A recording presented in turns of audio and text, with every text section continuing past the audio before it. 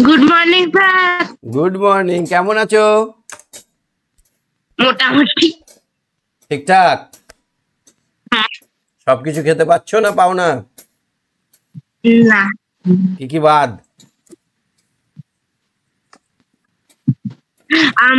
বাদ হচ্ছে রোল। বেশি রোল খেলে পেট খারাপ। চিপস বেশি খাই না, হুম, তো খাই না। এই দেখো আমরা যখন জন্মগ্রহণ করেছি তখন এরকম আমাদেরকে কৌটো দিয়ে দিয়েছে। ভগবান ঈশ্বর আমাদেরকে এরকম কৌটো দিয়ে দিয়েছে, এক কৌটো আনন্দ দিয়েছে। আমি যদি ছোটবেলায় সব আনন্দ শেষ করে দিই তাহলে বড়তে আর পাবো আনন্দ? না, আমার এক কৌটো রোল খেতে দিয়েছে, আমি যদি সব রোল এখনই খেয়ে দিই পরে আর বড় হয়ে খেতে পারবো? না। কান্না দিয়েছে, দুঃখ দিয়েছে, তো তুমি কোন কৌটাটা শেষ করবে? দুঃখ কষ্ট সেটা কি কান্না, খেতে? দুঃখ কষ্ট কান্না সবগুলোকে শেষ করে দেবো, তাহলে পরে আর কাঁদতে হবে না, তাই না? হ্যাঁ। কি বলো না, এখনই এনজয় করবো, শুধু মোবাইলে ডেটা করে গেম খেলবো, ও মার মার দারুণ লাগছে খেলতে, হেভি লাগছে, এসব করবো, কোটাটা শেষ করে দেবো আনন্দের? না। তাহলে কিসের কোটা শেষ করব? কষ্ট দুঃখ এগুলো শেষ করে দেবো। বড় হয়ে কষ্ট পেলে লোকে লজ্জা দেবে, তো বলবে এ মা ছেলেটা বড় হয়ে এত কষ্ট পাচ্ছে, তার থেকে ছোটবেলায় যদি কষ্ট করি কেউ লজ্জা দিলে আমাদের লজ্জা বোধ হবে না। সুতরাং আমরা প্রথমেই কষ্ট দুঃখ খাটনি খাটনি কোটাটাকে শেষ করে দেবো, প্রচুর খাটবো এখন। তারপরে জমা রাখবো কোনগুলো? মোবাইল দেখাটাকে জমা রাখবো, মোবাইলের কোটাটাকে জমা রাখবো, পরে দেখবো বড় হই, তারপর তখন সোফায় পা তুলে বসে বসে মোবাইল দেখবো, টিভি দেখা, এগুলো সবকে এখন তুলে রাখো। এখন আমাদেরকে কষ্ট করতে হবে, খাটনি করতে হবে, বুদ্ধি বার করতে হবে, অনেক কিছু আবিষ্কার করতে হবে, অনেক বড় বড় জিনিস হতে হবে। যখন একটা কিছু হয়ে যাব, ডাক্তার ইঞ্জিনিয়ার বা কোনো সায়েন্টিস্ট বা কিছু একটা যখন হয়ে যাব, তখন আমার আর আর কোনো দুঃখ থাকবে না, তখন আমি মোবাইল দেখি আর যাই করি, তখন তো মজাটা পাওয়া যাবে, তাই না বলো? হ্যাঁ স্যার। না এখন মোবাইল দেখা শেষ করে দেবে, এনে পরে চোখে চশমা পরে মোবাইল দেখতে হবে না, এমনি করে দেখবে, ওটাই ঠিক হবে কোনটা? স্যার আমার চশমা অলরেডি আছে। হ্যাঁ থাকবেই তো, তুমি তো মোবাইল দেখার কোটোটা শেষ করছো। এখন থাক না মোবাইল দেখাটা বাবু, এখন মোবাইল দেখাটা কমিয়ে দাও, পরে দেখবে মোবাইল বড় হবে তখন চোখটাও একটু শক্ত হবে। কি করা যেতে পারে এটা? হ্যাঁ। কমানো যেতে পারে গেম খেলার নেশাটা? হ্যাঁ। তাহলে আজ থেকে তুমি বলো যে আমি এখন এই খারাপ কোটোগুলোকে শেষ করব, দুঃখগুলোকে কষ্টগুলোকে, তারপরে যেগুলো আমার খুব কষ্ট লাগে সেগুলোকে শেষ করব, আর জমিয়ে রাখবো আনন্দটাকে, জমিয়ে রাখবো রোল খাওয়াটাকে, জমিয়ে রাখবো মোবাইল দেখাটাকে, জমিয়ে রাখবো, পরে দেখবো, হবে না? হ্যাঁ স্যার। চলো আমরা আজকে সিলেবাসটা সম্বন্ধে জানবো। তো কোন বইয়ে কতদূর পড়বে দেখেছো, তুমি জানো? না স্যার আমাদের বলেন, গরমের ছুটির সময় উইংসে তো কিছু বলেনি। আচ্ছা, ইংলিশে দেখো আমি বলছি, বাংলা তোমাদের 35 পেজ থেকে 89 পেজ অবধি পড়বে। বাংলা পাতাবাহার, লিখে নেবে তো লিখে নাও, লিখবে? ঈশান বাংলা পড়বে কত দূর বললাম? ছেলেবেলা থেকে তোমাদের শুরু, 35 থেকে 89 অবধি পড়বে। ছেলেবেলা থেকে ধরো ছেলেবেলাটা পড়বে, পাহাড়িয়া বর্ষা পড়বে, তারপরে এগুলো চলে এসো 89 পর্যন্ত পড়বে।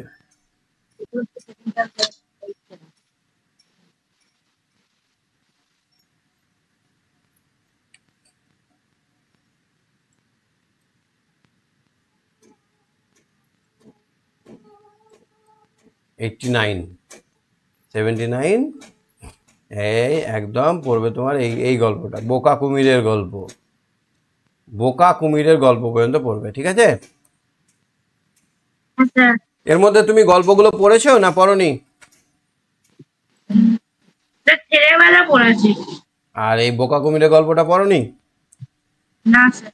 কি সুন্দর গল্পটা তোমার বইয়ে আছে অথচ তুমি পড়োনি। আমি যখন ছোট ছিলাম তোমাদের মতো তখন কি করতাম জানো, যেই না হাতে বই পেয়েছি সঙ্গে সঙ্গে সব গল্প পড়া শেষ। এটা কি গল্প, এটা দারুণ লাগছে, এটা ভালো গল্প, পড়ে নি করে সব গল্প একবার তখনই কেনার সঙ্গে সঙ্গে একবার পড়া শেষ হয়ে গেল দুদিনের মধ্যে। এবার স্কুলে একবার পড়া হলো, একবার বাড়িতে পড়া হলো, এই করে মিনিমাম 4 থেকে 6 বার আমার পড়া হয়ে যেত। ওই জন্য আমি ফার্স্ট বয় ছিলাম। মানে আমি যদি পড়াটাকে ভালোবেসে পড়ি, আমি ভালোবাসা, আমার তো নতুন গল্পটা জানতে হবে। বোকা কুমিরের গল্প, তাই এটা একটা ইন্টারেস্টিং চ্যাপ্টার না? কুমিরটা কিভাবে বোকা ছিল, কেন ওকে বোকা কুমির বলা হলো, এই গল্পটা খুবই ইন্টারেস্টিং না বলো? হ্যাঁ স্যার। তাহলে এই গল্পগুলোকে পড়ে নিতে হয়। যখনই বই পাবে, যে কোনো ক্লাসের বই, ক্লাস 6-এ উঠলেও প্রথমেই যে বইটা পাবে সেই বইটার গল্পগুলোকে, ইংরেজি গল্প, বাংলা গল্পগুলোকে পড়ে নিলে তোমার কাজটা এগিয়ে থেকে গেল। তারপরে তোমাদের যে ভাষাপাঠ বইটা আছে 78 থেকে 106 পৃষ্ঠা পর্যন্ত পড়বে এখানে, আর 118 থেকে 136 নম্বর পৃষ্ঠা পড়বে। 118 থেকে 136 নম্বর পৃষ্ঠা পড়বে, আর এদিকে পড়বে 78 থেকে 106, দুটো পার্টে পড়বে। বাটারফ্লাই পড়বে তোমার 45 থেকে 91, 45 থেকে 91, 45 থেকে 91। উইংস পড়বে 55 থেকে 116, স্যার বাটারফ্লাই কথা বললেন? 45 থেকে 91।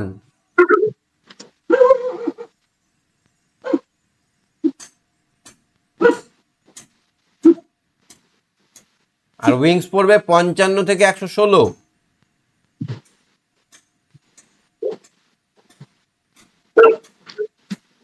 আর আমার গণিত অঙ্ক পড়বে 98 থেকে 179, 98 থেকে 179। হ্যাঁ,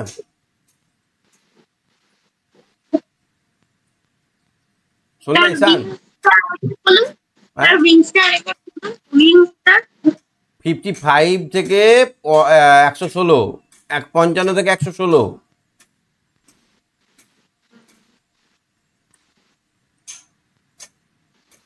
আমাদের পরিবেশ পড়বে 58 থেকে 113, 58 থেকে 113।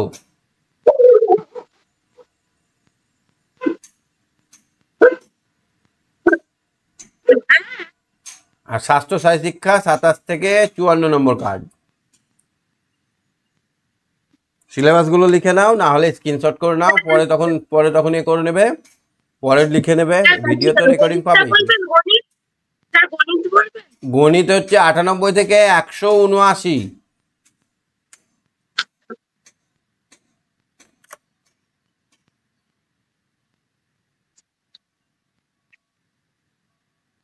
হয়েছে?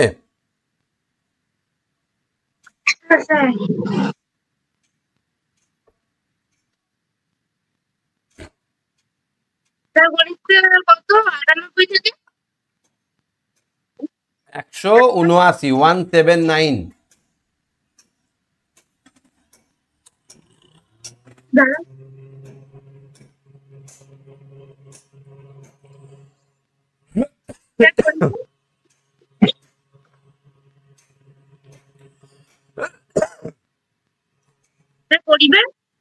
পরিবেশের পড়বে তোমার 58 থেকে 113, 58 থেকে 113।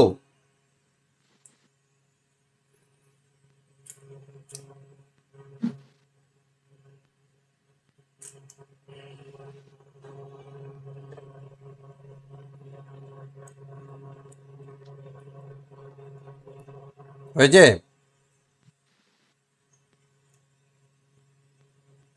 হয়েছে ঈশান? স্বাস্থ্য সাই শিক্ষা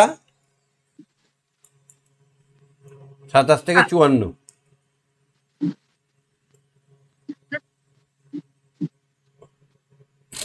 একটা জিনিস জানো তো ঈশান, আমাকে আমার স্যার বলতো, তুমি ঘুমাইতেছো, তোমার ভাগ্যও ঘুমাইতেছে। মানে আমি যদি ঘুমাই, আমার ভাগ্যও ঘুমাবে। সুতরাং আমাদেরকে আমাদের লক্ষ্যে স্থির থাকতে হবে। তুমি বড় হয়ে কি হবে বলেছিলে যে? হ্যাঁ, কলেজ টিচার। কি বলছো বলো? শুনতে পাই না আমি। Professor sir, professor. প্রফেসর, তাহলে তোমাকে তো আরো বেশি ভালো করে জানতে হবে, অনেক বেশি ডিটেলসে জানতে হবে, রিসার্চ করতে হবে, এমএ কমপ্লিট করতে হবে, এমএড করতে হবে। তো চলো, এত কিছু পড়া বাকি আছে তোমার, তুমি একটু আশা করি সময় দেবে এখন আমাকে। তো চলো আমরা দেখি বাংলার কি আছে। বাংলার ছেলেবেলাটা তুমি পড়েছো বললে, হ্যাঁ স্যার। পড়েছো ছেলেবেলার দিনগুলো? না কি আছে, ছেলেবেলা আছে 39, 35,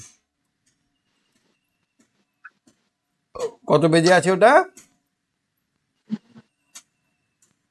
35 স্যার। ছেলেবেলা। তো তোমার এখন কি, তুমি এখন কোন স্টেজে আছো, ছেলেবেলা না বুড়োবেলা? ছেলেবেলা।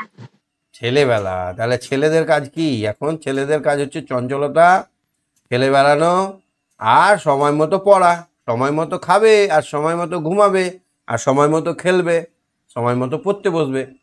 যারা গুড বয় হয় তারা কি করে, টাইমলি পড়ে, টাইমলি খেলে, টাইমলি বেড়ায়, সব কিছুতে ভালো হয়। তো ছেলেবেলা মানে তোমাদের যেমন এখন তোমরা যেমন করছো, রবীন্দ্রনাথ ঠিক তেমনি করতো, কিন্তু একটু আলাদা ছিল। কি আলাদা ছিল, কেমন আলাদা ছিল, ওইটাই আমাদের দেখার। তো আমাদের মতো রবীন্দ্রনাথ কিন্তু এখানে ওখানে ঘুরে বেড়াতে পারতো না। আমার জীবনে বাইরের খোলা ছাদ ছিল প্রধান ছুটির দেশ। তাহলে আমার ছুটির দেশটা কোথায় ছিল? আমাদের ছাদটা। ছুটি হলে ছাদে যেতে পেতাম, ছুটি না হলে যেতে পেতাম না। কে বলছে এটা? রবীন্দ্রনাথ। আর তুমি তো গোটা ইন্ডিয়া ঘুরে নিচ্ছ ছুটিতে, তাই না? ছোট থেকে বড় বয়স পর্যন্ত নানা রকমের দিন ওই ছাদে নানাভাবে বয়ে চলেছে। তাহলে এটা ছোট থেকে বড় বয়স পর্যন্ত সব রকমের বয়সের আমার নানা রকমের দিন ওই ছাদে বয়ে চলেছে। তাহলে আমি একদম পুচকু থেকে ছাদে উঠি, এখনো উঠে চলেছি। আমার পিতা যখন বাড়িতে থাকতেন তার জায়গা ছিল তেতলার ঘরে। এইটা আমরা একটা গল্প পড়েছিলাম ক্লাস 2-তে, মনে আছে? প্রথম পুরস্কার। ছেলেবেলার দিনগুলি না, প্রথম পুরস্কার একটা পড়েছিলাম ক্লাস 2-এ, মনে পড়ছে না? রবীন্দ্রনাথ ঠাকুর গান শুনলো, রবীন্দ্রনাথ ঠাকুরের কাছে গান শুনলো না, ওর বাবা মহর্ষি দেবেন্দ্রনাথ ঠাকুর নিয়ে একটা পুরস্কার দিল 500 টাকা।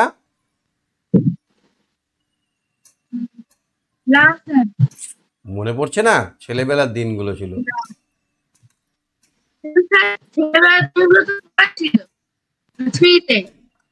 থ্রিতে ছিল ওটা তো পটগুলটিস খেলা, আর ক্লাস 2-এ ছিল ওটা হচ্ছে প্রথম পুরস্কার, শেষ একদম লাস্ট গল্প। ওইখানে আমরা দেখতে পাই যে রবীন্দ্রনাথ ছাদেই অনেক সময় কাটাতো। আমার পিতা যখন বাড়িতে থাকতেন তার জায়গা ছিল তেতলার ঘরে।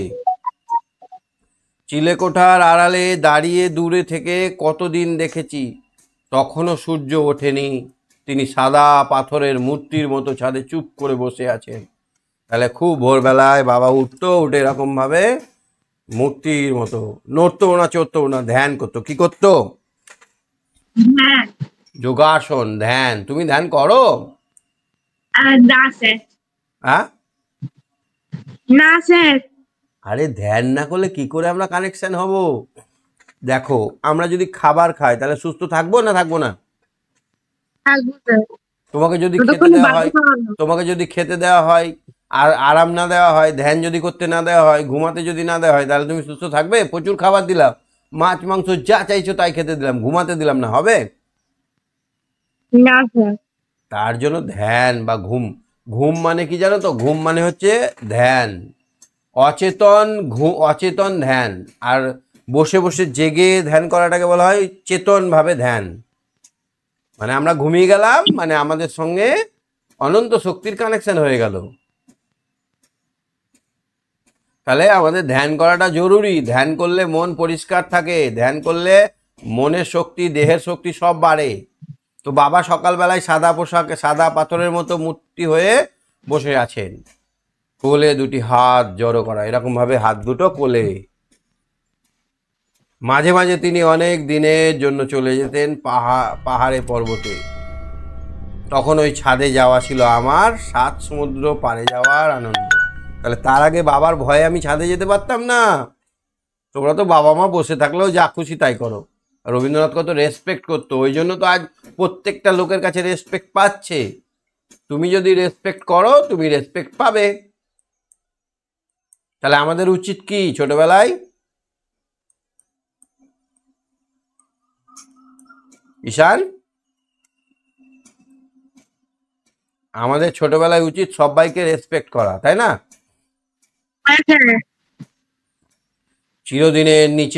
চিরদিনের নিচে তলার বারান্দায় বসে বসে রেলিংয়ের ফাঁক দিয়ে দেখে এসেছি রাস্তায় লোক চলাচল, কিন্তু ওই ছাদের উপর যাওয়া, লোকবস্তির পিলপে গাড়ি পেরিয়ে যাওয়া, ওখানে গেলে কলকাতার মাথার উপর দিয়ে পা ফেলে ফেলে মন চলে যায় যেখানে আকাশের শেষ নীল মিশে গেছে পৃথিবীর সবুজে, মানে দিগন্ত রেখায় মন চলে যাচ্ছে। ছাদের ওপর থেকে দেখছে যে এই জায়গাটায় সবুজ আর নীল মিশে গেছে, ঘাস, আরে এটাকে বলা হয় দিগন্ত রেখা। আচ্ছা, পিলপে গাড়ি মানে কি? পিলপে গাড়ি হচ্ছে হাতিতে টানা গাড়ি। এখনকার দিনে আছে কলকাতায় আর? না, আছে। দু একটা থাকতেও পারে, আগে থাকতো। আমি ঘোড়ার গাড়িটাই শুধু দেখেছি। আমি ঘোড়ার গাড়িটাই শুধু দেখেছি। না, আমি যখন খুব ছোট ছিলাম একবার কলকাতা গেছিলাম, তখন আমি দেখেছিলাম যে মানুষে মানুষকে টানছে। নানা বাড়ির নানা রকম গড়নের উঁচু নিচু ছাদ চোখের থেকে, মধ্যে মধ্যে দেখা যায় গাছের ঝাঁকড়া মাথা। আমি লুকিয়ে ছাদে উঠতুম প্রায় দুপুর বেলায়। তাহলে রবীন্দ্রনাথ কখন ছাদে উঠতো? দুপুর বেলায়।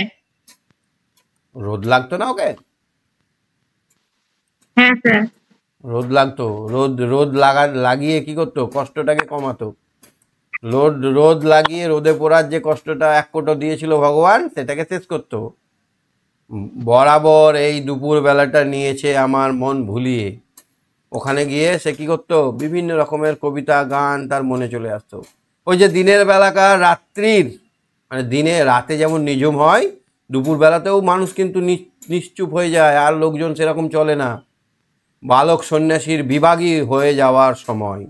তাহলে রবীন্দ্রনাথ পড়ে যেত, মনে হতো যে আমি ঘর বাড়ি ছেড়ে, মা বাবা ভাই বোন পরিবার পরিজনকে ছেড়ে আমি যেন সন্ন্যাসী হয়ে গেছি। বিভাগী সন্ন্যাসী মানে ঘর ছাড়া সন্ন্যাসী হয়ে গেছি। খড়খড়ির ভেতর দিয়ে হাত গলিয়ে ঘরের ছিটকানি খুলে দিতুম খুলে। খড়খড়ি কি? স্যার, দরজার মধ্যে ওই কাঠগুলো থাকে না, যেগুলো আমার টানলে দেখা যায় বাইরে কিছুটা, এরকম ফাঁক থাকে। তো রবীন্দ্রনাথ তো ছোট্ট পুচকু পুচকু হাত, ওই ফাঁক দিয়ে খুলে দিত, তাই না? স্যার, আমাদের স্কুলেও আছে। খড়খড়ি। দরজার ঠিক সামনেই ছিল একটা সোফা। এই দরজা ছিল, দরজার সামনে একটা কি ছিল? সোফা ছিল। পরীক্ষায় যদি প্রশ্ন আসে দরজার সামনে কি ছিল? সোফা ছিল। সেখানে অত্যন্ত একলা হয়ে বসতুম আমাকে পাকড়াও করবার চৌকিদার যারা পেট ভরে খেয়ে ঝিমুনি এসেছে, এরকম ভাবে আমাকে জোগাবার জন্য কে ছিল? চৌকিদার ছিল। ঝিমুনি এসেছে, খেয়ে দিয়ে ঘুমাচ্ছে, গা মোড়া দিতে শুয়ে পড়েছে মাদুরে। মাদুর মানে কি গো? মাদুর মানে বসার একটা জায়গা, বসার একটা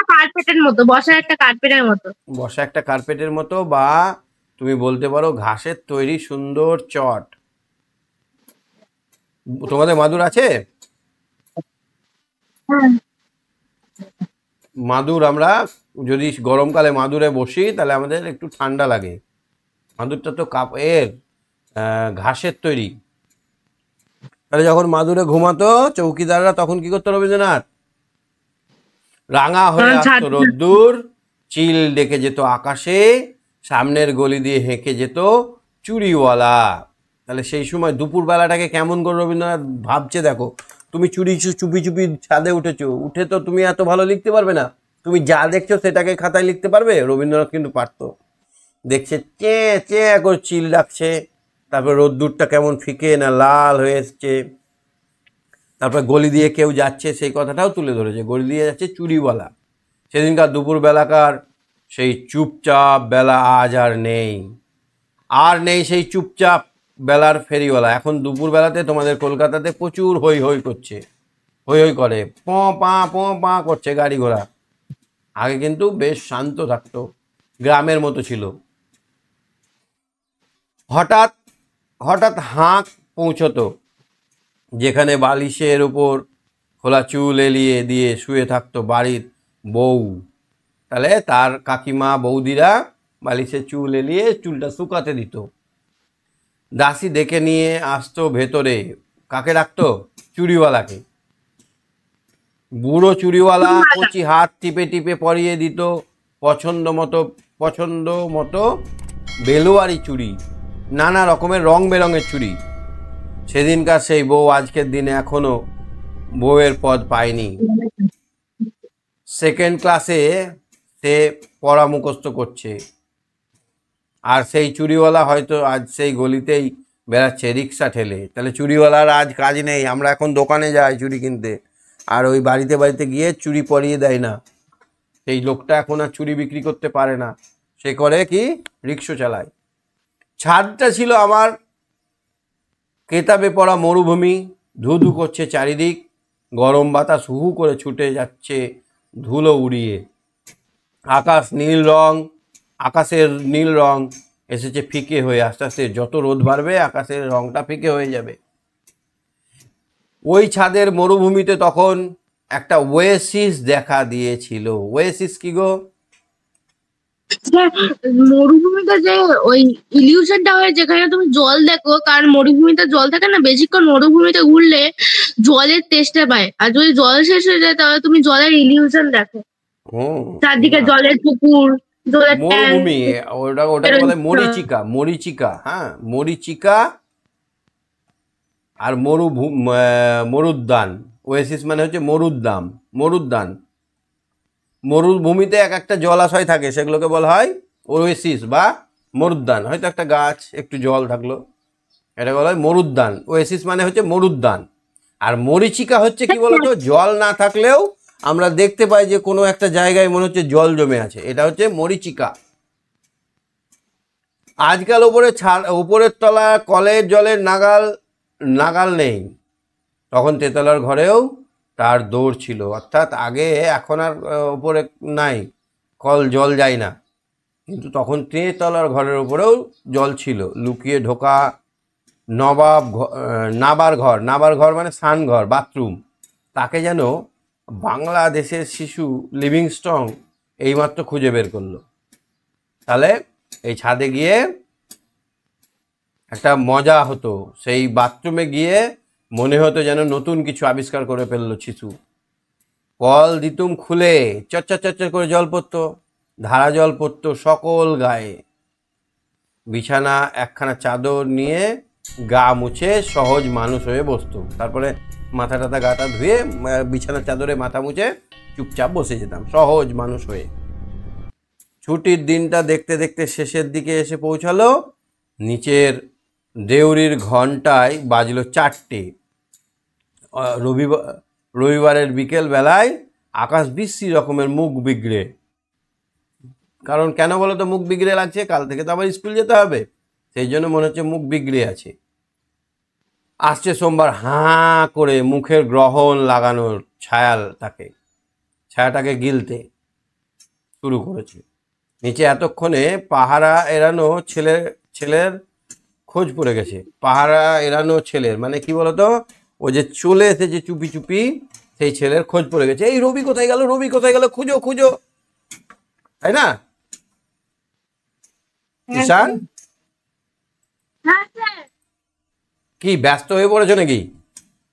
না স্যার, কিছু তো হয়নি। আচ্ছা, দিনের আলো আসছে ঘোলা হয়ে। মন খারাপ নিয়ে একবার ছাদটা ঘুরে আসা গেল।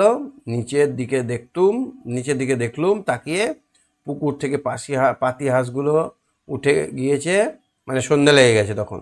পাতি আগেকার দিনে কি বলতো, হাঁসগুলো চড়তে যেত পুকুরে, আবার সন্ধে হলে বাড়িতে চলে আসতো।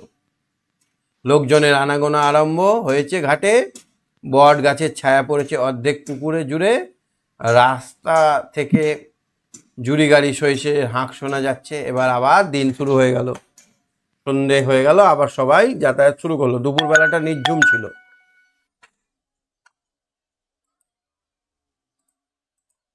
দুপুরবেলাটা কেমন ছিল তাহলে? কি? দুপুরবেলাটা কেমন ছিল? দুপুরবেলাটা ছিল নির্ঝুম। নির্জুম, মানে যখন সবাই ঝিমিয়ে পড়তো। নির্ঝুম মানে একদম চুপচাপ শান্ত, ঘুমিয়ে পড়তো না। নির্ঝুম মানে শান্ত চুপচাপ। পরের দিন আমরা কোশ্চেনগুলো আলোচনা করবো, হ্যাঁ? ঠিক আছে স্যার। একটু কোশ্চেনগুলো দেখে রেখো যেন ঝটাঝট পারো, হ্যাঁ? আর কি বললাম, মোবাইলটা কমাও। পড়াশোনার বইয়ের মধ্যে অনেক ভালো ভালো গল্প আছে, মাকে বলো বাবাকে বলো ভালো ভালো বই কিনে দিতে গল্পের, ওগুলো পড়ো, ওগুলোতে জ্ঞানটা বাড়বে। স্যার, বলো। স্যার মা বই কিনা দিয়েছে, আমি ওগুলো পড়ছি। পড়বে বইগুলো, এক্সট্রা বই পড়লে কি হয় জানো, এক্সট্রা বুদ্ধি হয়। ঠিক আছে ঈশান, আজকে শেষ করছি, টাটা, বাই বাই।